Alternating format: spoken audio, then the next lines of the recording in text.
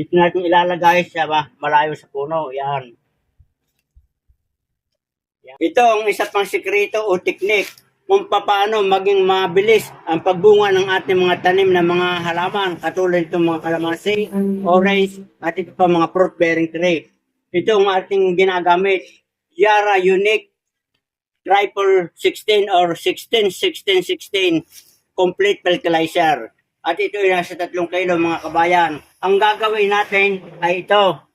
Ating huhukayin muna ang palibot nito na malayo sa puno at ating lalagyan ng mga itong isang ito 5 grams. Lagyan natin ng mga 10, mga 15 grams ito ganito mga kabayan. Dito natin ilalagay sa malayo sa puno. Yan. Yan.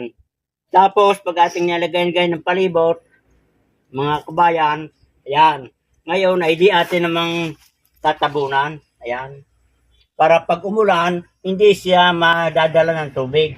At yung fertilizer ay di nakaperme at pag natunaw, ma-absorb nitong mga halaman. Kaya tingnan ninyo mga kabayan.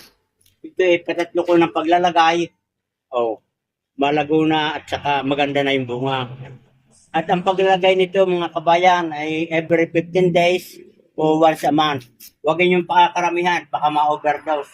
Kasi ito ay magandang gamitin kung ganitong buo na ilalagay pagkatagulan.